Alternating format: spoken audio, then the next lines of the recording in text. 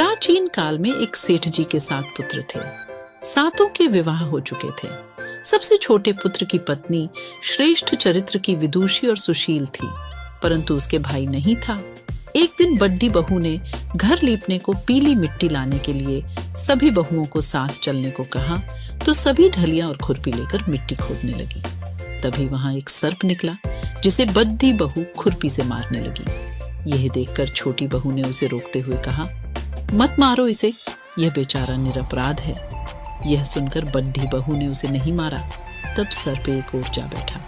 तब छोटी बहू ने उससे कहा, हम अभी लौट कर आती हैं, तुम यहाँ से जाना मत। यह कहकर वह सबके साथ मिट्टी लेकर घर चली गई और वहां कामकाज में फंसकर सर्प से जो वादा किया था उसे भूल गई। उसे दूसरे दिन वह बात याद आई तो सबको साथ लेकर वहां पहुंची और सर्प को उस स्थान पर बैठा देखकर बोली, सर्प भैया नमस्कार। सर्प ने कहा, तू भैया कह चुकी है, इसलिए तुझे छौड़ट देता हूँ, नहीं तो झूठी बात कहने के कारण तुझे अभी डस लेता। वह बोली, भैया मुझसे भूल हो गई, उसकी क्षमा मांगती हूँ। तब सर्प बोला, अच्छा, तू आज से मेरी बहन हुई और मैं तेरा भाई हुआ, तुझे जो मांगना हो मांग ले। वह बोली, भैया मेरा कोई नहीं है, अच्छा हुआ जो तू मेरा भाई बन गया। कुछ दिन व्यतीत होने पर वह सर्प मनुष्य का रूप रखकर उसके घर आया और बोला कि मेरी बहन को भेज दो। सबने कहा कि इसके तो कोई भाई नहीं था, तो वह बोला, मैं दूर के रिश्ते में इसका भाई हूँ, बचपन में ही बाहर चला गया था। उसके विश्वास दिलाने पर घर के लोगों ने छोटी को उसके साथ भेज दिया। उसने मार्ग में बताया कि मैं वही सर्प हूँ, इसलिए तू डरना नहीं और जहाँ चलने में कठिनाई हो वहां मेरी पूंछ पकड़ दी लेना।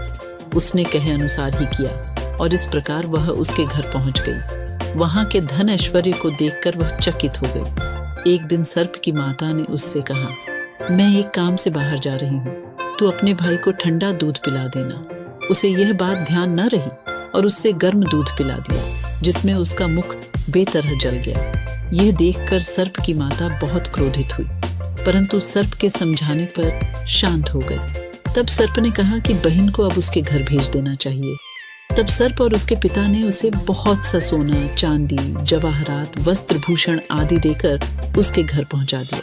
इतना ढेर सारा धन देखकर बड्डी बहू ने ईर्ष्या से कहा, भाई तो बड्ढा धनवान है, तुझे तो उससे और भी धन लाना चाहिए। सर्प ने यह वचन सुना तो सब वस्तुएं सोने की लाकर दे दी। यह देखकर बड्ढी बहू ने कहा, इन्हें झाड़ने की झाड़ू भी सोने की होनी चाहिए। तब सर्प ने झाड़ू भी सोने की लाकर रख दी। सर्प ने छोटी बहू को हीरा मणियों का एक अद्भुत हार दिया था। उसकी प्रशंसा उस देश की रानी ने भी सुनी और वह राजा से बोली कि सेठ की छोटी बहू का हार यहाँ आना चाहिए। राजा ने मंत्री को हुक्म दिया कि उससे वह हार लेकर शीघ्र उपस्थित हो। मंत्री ने सेठ जी से जाकर कहा कि महारानी जी छोटी बहू का हार पहनेंगी, वह उससे लेकर मुझे दे दो। सेठ जी ने डर के कारण छोटी बहू से हार मंगाकर दे दिया। छोटी बहू को यह बात बहुत बुरी लगी। उसने अपने सर्प भाई को याद किया और आने पर प्रार्थना की, भैया रानी ने हार छीन लिया है, तुम कुछ ऐसा करो कि जब वह हार उसके गले में रहे तब तक के लिए सर्प बन जाए, और जब वह मुझे लौटा दे तब हीरों और मणियों का हो जाए। सर्प ने ठीक वैसा ही किया। जैसे ही रानी ने हार पहना वैसे ही वह सर्प बन गया।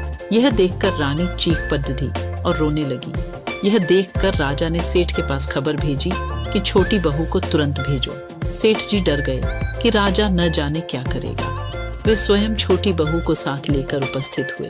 राजा ने छोटी बहू से पूछा, तूने क्या जादू किया है, मैं तुझे दंड दूंगा। छोटी बहू बोली, राजन धृष्टता क्षमा कीजिए, यह हार ही ऐसा है कि मेरे गले में हीरों और मणियों का रहता है और दूसरे के गले में सर्प बन जाता है। यह सुनकर राजा ने वह सर्प बना हार उसे देकर कहा, अभी पहन कर दिखाओ। छोटी बहू ने जैसे ही उसे पहना वैसे ही हीरो मणियों का हो गया। यह देखकर राजा को उसकी बात का विश्वास हो गया और उसने प्रसन्न होकर उसे बहुत सी मुद्राएं भी पुरस्कार में दी। छोटी वह अपने हार और इन सहित घर लौट आई।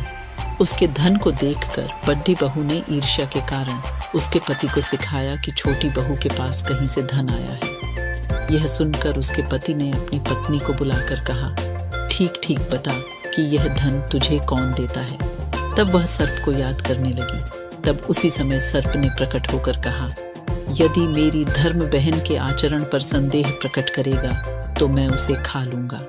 यह सुनकर छोटी बहू का पति बहुत प्रसन्न हुआ और उसने सर्प देवता का बड़ा सत्कार किया। उसी दिन से नाग पंचमी का त्योहार मनाया जाता है और स्त्रियां सर्प को भाई मानकर उसकी पूजा करती हैं।